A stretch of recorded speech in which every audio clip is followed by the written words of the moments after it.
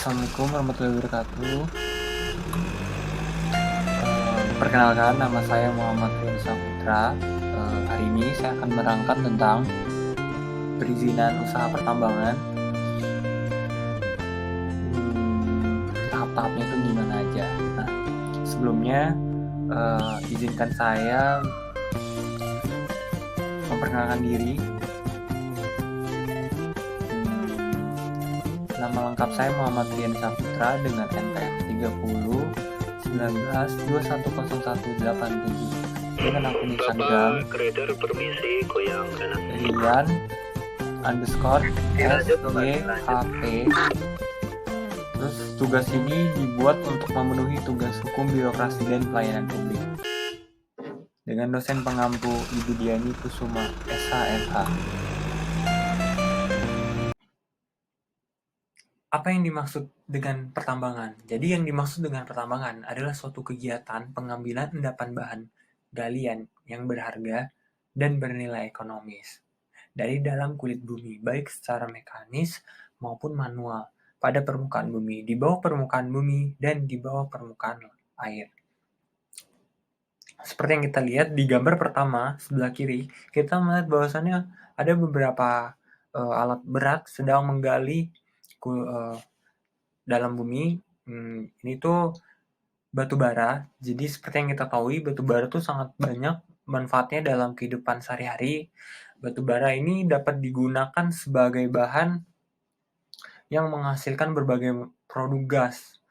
Gas alami yang dihasilkan batu bara dapat diolah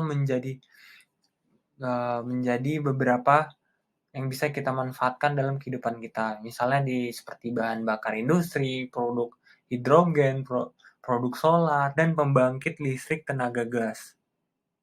Nah, untuk foto kedua, kita lihat bahwasannya di sini ada beberapa mobil berat yang sedang menggali bumi untuk mengambil hasil dari.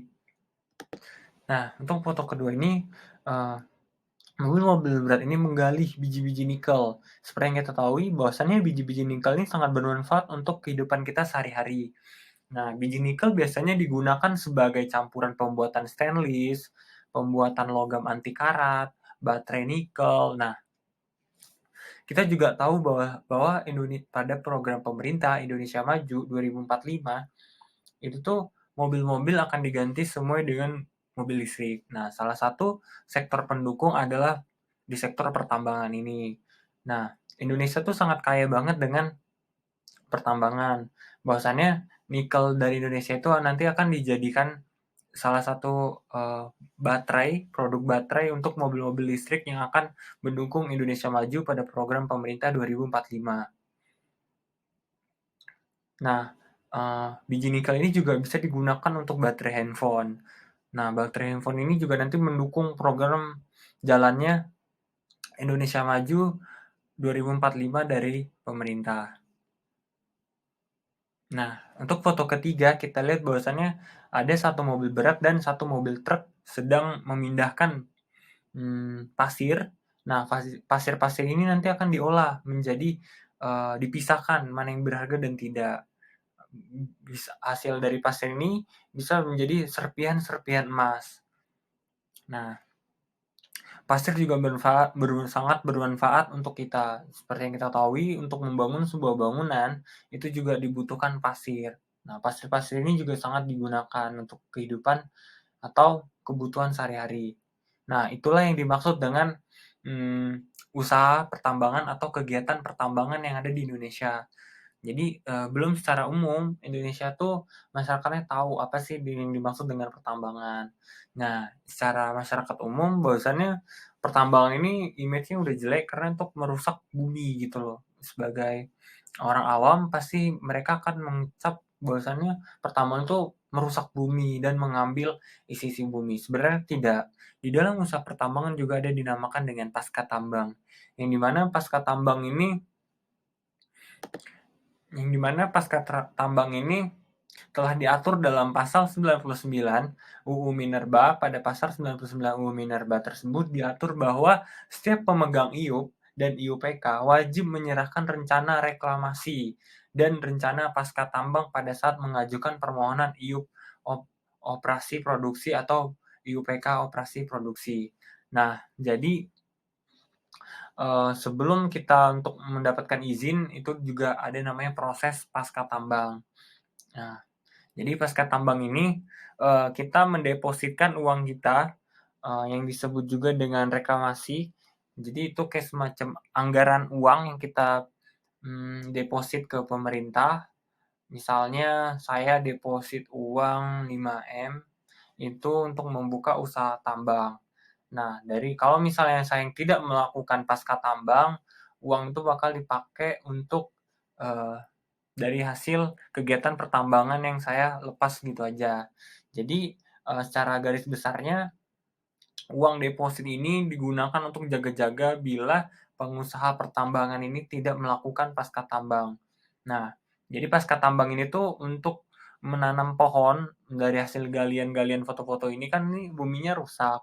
Nah, nanti kita tuh uangnya akan digunakan untuk itu, menanam pohon, membenahin yang telah kita rusak atau telah kita buat menjadi lubang-lubangan tersebut menjadi utuh kembali seperti sebelum dimanfaatkan untuk menggali nilai-nilai berharga di dalam bumi. Nah, demikian yang dimaksud dengan kegiatan pertambangan. Selanjutnya saya akan menjelaskan tentang bagaimana sih kita bisa mendapatkan izin usaha pertambangan seperti IUP. IUP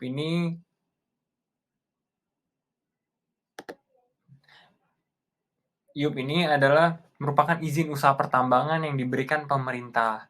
Perbedaan IUP dan IUPK adalah pada pemberian izin kepentingan daerah, luas wilayah, serta pelaku usaha yang berhak menjalankan kegiatan pertambangan tersebut. Selanjutnya, bagaimana sih cara kita sebagai masyarakat umum bisa mendapatkan izin usaha dari pertambangan? Nah, untuk itu kita juga memerlukan beberapa syarat-syarat administratif. 1. Surat permohonan bermateri 10.000.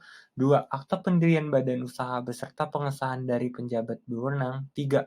Akta perubahan badan usaha dan pengesahan dari pejabat berwenang. 4. Profil badan usaha. 5. Salinan nomor pokok wajib pajak NPWP badan usaha. 6. Salinan surat izin usaha perdagangan atau yang disingkat dengan SIUP.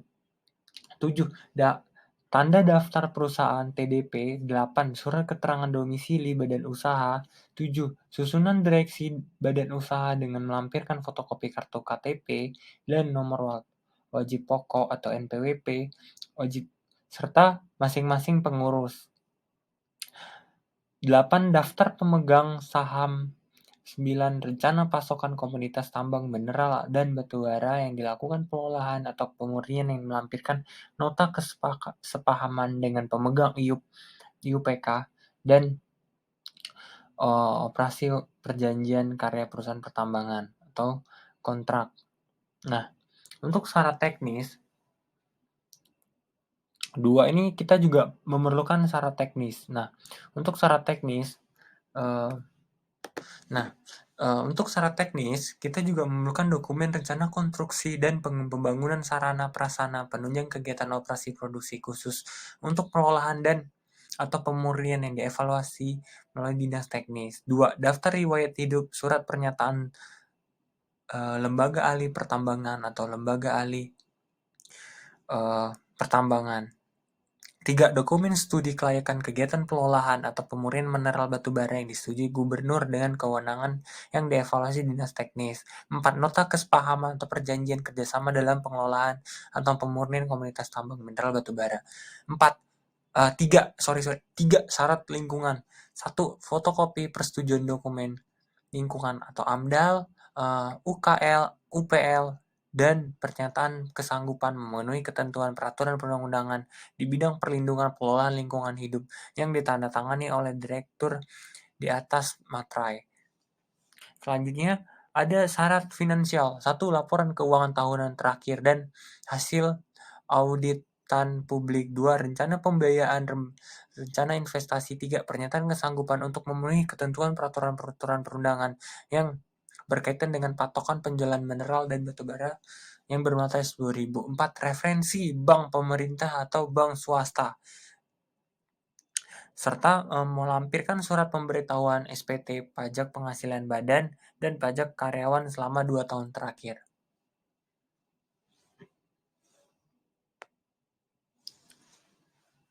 Selanjutnya, gimana sih untuk kita melakukan prosedur pemohon? Nah, untuk itu, yang pertama, pemohon mengajukan permohonan secara tertulis dengan melampirkan dokumen persyaratan yang telah disebutkan. 2. Petugas front office memeriksa kelengkapan dan memverifikasi dokumen persyaratan. Jika tidak lengkap dan tidak benar, berkas permohonan dikembalikan kepada pemohon untuk dilengkapi. 3. Kepala dinas memberikan disposisi untuk proses tindak lanjut. 4. Kepala bidang memeriksa lembar disposisi dari kepala dinas untuk meneruskan kepala seksi sesuai dengan kewenangannya. 5. Kepala seksi mempelajari lembar disposisi dan kelengkapan berkas. 6. Pelaksana penyusun surat permintaan pertimbangan teknis ke dinas teknis terkait. 7. Kepala dinas teknis terkait memberikan pertimbangan teknis berdasarkan hasil peninjauan di lapangan. 8. Kepala seksi memeriksa permohonan, dokumen persyaratan dan pertimbangan teknis dan laporan peninjauan lapangan. 9. Petugas back office menyusun draft naskah izin dan non-izin. 10. Kepala seksi memeriksa draft naskah izin atau non-izin. 11. Kepala bidang memeriksa draft naskah izin non-izin. 12. Kepala dinas menandatangani naskah izin atau non-izin. 13. Pelaksana memberikan nomor dan tanggal pada naskah izin atau non-izin. 14. Pemohon menerima naskah izin atau non-izin. 15. Pelaksana mendokumentasikan naskah izin. Untuk prosedur waktu untuk mengajuannya itu 25 hari kerja. Nah, untuk biaya tarif revolusi apabila sesuai ketentuan yang berlaku. Nah, produk pelayanan, izin usaha pertambangan (IUP), operasi produksi, khusus pengelolaan dan pemurnian. Demikianlah bagaimana tata cara kita untuk mendapatkan izin-izin tersebut. Dengan sekarang semuanya serba digital. Kita bisa melakukan pendaftaran atau pemohonan melalui PTSP. Nah, untuk selanjutnya, saya akan menjelaskan bagaimana cara mendaftarkan secara online atau secara sistem di website Kementerian SDM. Nah, selanjutnya di sini alur penerbitan perizinan berusaha. Mulai efektif mulai tanggal 2 Juli 2021. Nah, ini dihimpau dari website Kementerian Energi dan Sumber Daya Mineral Republik Indonesia. Nah, untuk yang pertama itu kita bisa melakukan pelaku usaha mendapatkan informasi umum perizinan. Nah, yang pertama itu kita melakukan permohonan perizinan berusaha melalui OSS, notifikasi permohonan kepada penerbit perizinan berusaha. Selanjutnya ada proses perizinan yang dihimpun dari SDM. SDM memverifikasi pemenuhan persyaratan dan penerbitan perizinan berusaha. Untuk selanjutnya, notifikasi penerbitan perizinan berusaha melalui OSS RBA. Nah, selanjutnya itu bisa disetujui, kurang lengkap atau ditolak. Selanjutnya, sistem OSS menerbitkan perizinan berusaha penerbitan perizinan berusaha. Selanjutnya ada sistem OSS menyampaikan permintaan untuk melengkapi kekurangan. Selanjutnya sistem OSS menyampaikan penolakan. Nah, seperti yang kita lihat di dalam slide ini terdapat data dari Kementerian Energi dan Sumber Daya Mineral Republik Indonesia yang saya dapat dari website mereka. Seperti yang kita lihat, aplikasi SDM telah menerima total 39.483 pendaftaran badan usaha dalam sektor SDM dengan kompensasi sebanyak terbanyak. Ya, ini dia mendaftarkan melalui online, melalui sistem OSS. Yang mendaftar itu setelah banyak banget 39.483 calon pelaku usaha. Nah, grafiknya itu benar-benar tinggi banget. Untuk pelaku Getrix itu ada 26.785 pelaku usaha. Di dalam Migas ada 6.212. Di dalam Minerba terdapat 5.945 calon pelaku usaha. Nah, yang warna biru ini kita bahwasannya itu banyak sekali. Bahwasan biru tuh verifikasi. Untuk yang warna hijau itu keterangannya registrasi. Nah, untuk warna biru seperti yang kita lihat di grafik, naik terus turun, naik kembali. Itu menjelaskan akses penggunaan dari sistem OSS ini, masyarakat lebih dimudahkan dalam melakukan permohonan izin usaha pertambangan. Nah, untuk untuk calon-calon usaha ini terdapat data yang saya dapatkan dari website Kementerian Energi dan Sumber Daya Mineral Republik Indonesia. Untuk di bidang rektorat IBTK, pemohon sebanyak 1.822 dan evaluasi sebanyak 16, overdue 0 disetujui 666 dan ditolak 1.140 calon pelaku usaha. Nah, untuk di bidang migas, pemohon ada sekitar 1.801, proses evaluasi hanya 77, overdue 8, disetujui 3.861. Sedangkan ditolak ada sekitar data 6.863 calon pelaku usaha pertambangan.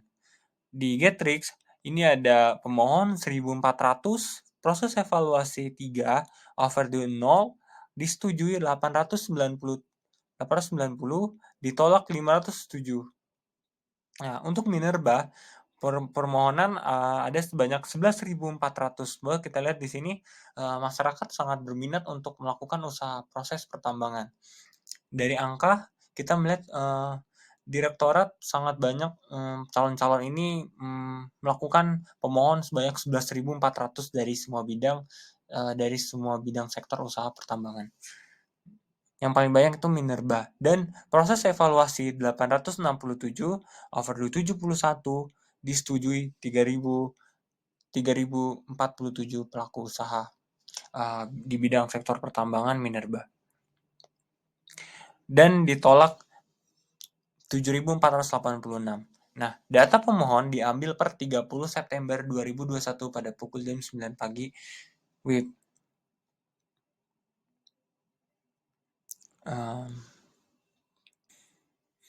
Terima kasih saya ucapkan atas video ini. Saya mohon maaf bila banyak kekurangan di dalam video ini. Bagi yang ingin tahu lebih dalam bisa langsung komen aja. Hanya dengan kerendahan hati saya, mohon maaf bila banyak kekurangan di dalam video ini. Terima kasih juga untuk Ibu Diani yang telah membimbing saya untuk 1 semester. Saya mengucapkan terima kasih banyak dan salam sehat selalu. Demikian video ini saya buat untuk memenuhi tugas serta semoga bermanfaat juga untuk orang banyak. Amin. Terima kasih. Salam Pancasila.